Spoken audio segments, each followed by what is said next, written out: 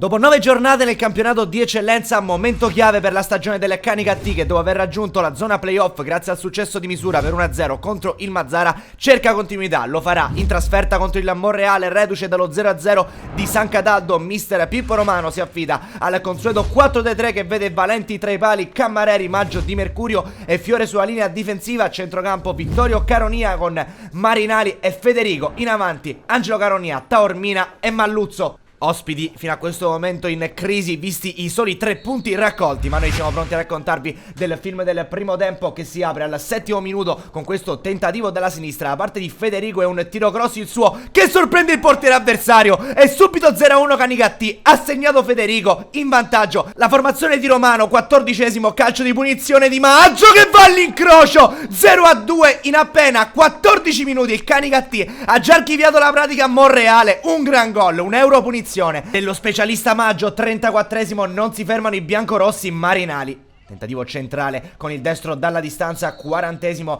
attenzione invece alla punizione da parte di Cuccia. Il Monreale prova a rientrare in partita, Valenti respinge. Poi sulla seconda conclusione il calciatore biancazzurro mette il pallone sul fondo, minuto 41. Non si placa la sete di gol degli ospiti con questo tentativo di sventagliata verso Taormina che riceve sul secondo palo, rimette dentro. Marinali a botta sicura, solo il palo a dire di no al calciatore di mister Romano. Rivediamo a rallenti, clamoroso il legno colpito dal numero 8, minuto 47. Nei minuti di recupero infatti c'è questo cross dalla sinistra sul pallone, si avventa e trova il gol che accorcia le distanze. Russo, colpo di testa, bravissimo l'attaccante ad anticipare la possibile uscita di Valenti. E poi duplice fischio, amici della Wii Sport, si conclude così un primo tempo ricco di emozioni. A inizio gara subito 2 gol per il Canicattì sull'asse Federico Maggio e poi proprio allo scadere del primo tempo il gol che riapre tutto da parte di Russo. 53° parte forte il Monreale, vuole il gol del pareggio, destro alla distanza da parte del calciatore Cuccia che però non riesce a impensierire Valenti, ancora biancazzurri, qui in acrobazia addirittura